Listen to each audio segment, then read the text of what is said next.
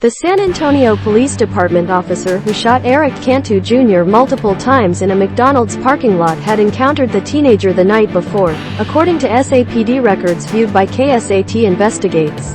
The teenage female passenger, who was with Cantu when he was shot by ex-SAPD officer James Brennan, told investigators after the shooting that she was hesitant to ride with Cantu on October 2 because of his actions the night before, records show. She told police that during the October 1 incident, Cantu disregarded the emergency lights and sped off after an officer attempted to pull over Cantu while they drove along a north side highway, not far from the McDonald's. Erik may have just not wanted to deal with cops, she says in the report.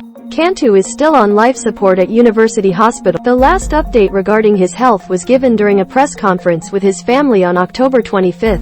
San Antonio Police Department has not released records of the incident publicly. However, KSAT Investigates was able to view and confirm the records. City officials on Friday moved to block the release of information related to the shooting, including an incident report for the October 1 evading case. October 1 encounter and evasion. SAPD and car camera records, called Coben, show Brennan encountering a maroon BMW sedan October 1 around 8:45 p.m. in the area of USHWY. Brennan pulled up behind the vehicle and then activated his emergency lights, at which point the BMW accelerated and moved to the left, in front of another vehicle before driving onto the on-ramp for Highway 281, SAPD records show. Brennan did not engage in a pursuit, but later documented that the BMW's license plates came back to another vehicle. Sources familiar with the criminal investigation have told KSAT. SAPD officials have since confirmed that the license plates did not belong to the vehicle Cantu was operating but stated that the vehicle was not stolen. The female passenger's statement corroborates that Erik was the driver and they were in the same BMW the night he eluded Officer Brennan by 281 and Bitters Road, according to SAPD records. The teen, who is described in SAPD records as Cantu's girlfriend, was eventually dropped off at her apartment by Cantu but was upset by his actions. KSAT is not naming her since she has not been criminally charged. October 2 shooting in McDonald's parking lot. She eventually relented and allowed Cantu to pick her up from a friend's house. The two teens then went to a McDonald's on Blanco Road to eat. Brennan, who was at the restaurant for an unrelated disturbance call, approached Cantu's vehicle after recognizing it from the night prior. He opened the driver's side door without announcing himself as an officer. The female passenger, in her interview with investigators, said Cantu disregarded Brennan's command to get out of the car and that the vehicle's door hit the officer and the officer kinda gets dragged behind as Cantu backed up, SAPD records show. A short clip of body-worn camera footage released by SAPD days after the shooting shows that Brennan did not announce himself as an officer before opening the door of Cantu's vehicle. Warning: video is disturbing. The passenger told police she ducked down as Brennan fired at Cantu's vehicle. Brennan's criminal defense attorney has not responded to repeated inquiries from KSAT about his client's actions on the night of the shooting.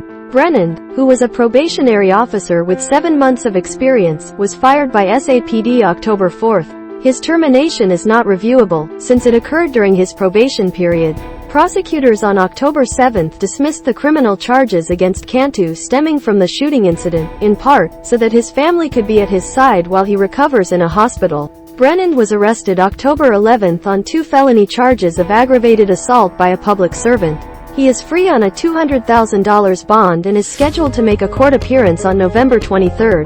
The female passenger, who was 17 at the time of the shooting but has since turned 18, has hired an attorney and could pursue a mental anguish claim against Brennan and SAPD in civil court. Her attorney did not respond to an email seeking an interview for this story. More details on what happened after shooting. The female passenger told investigators that after the shooting, Cantu drove on Blanco Road toward Parliament Road before stopping the car and crawling to the sidewalk in front of Las Palapas. Cantu told the female passenger to call paramedics, but after she was unable to find her cell phone she briefly hid. She quickly came out with her hands up after police arrived at the scene and surrendered to a responding officer, SAPD records show. Officers then put a tourniquet on Cantu's arm, according to the records. During the press conference last week, Cantu's family described the seriousness of his injuries and said that a bullet remains lodged near his heart. The family's civil rights attorney, Ben Crump, repeatedly referred to Cantu's shooting during the same press conference as a racial profiling incident.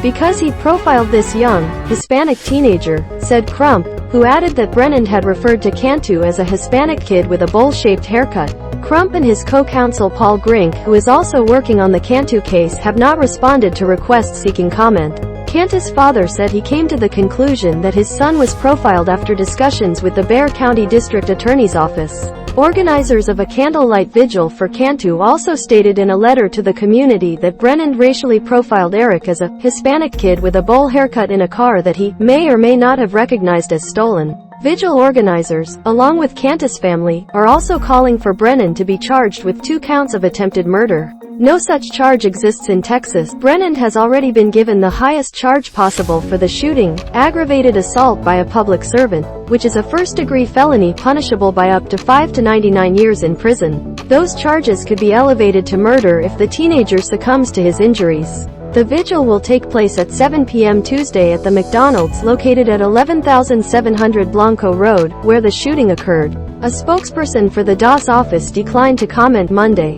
stating it is their policy not to publicly comment on the facts of a pending case. Chief McManus addressed Brennan's actions on the night of the shooting. As this case is now in the hands of the district attorney's office, the department has no additional comment, a spokesperson for SAPD wrote in a statement to KSAT on Monday.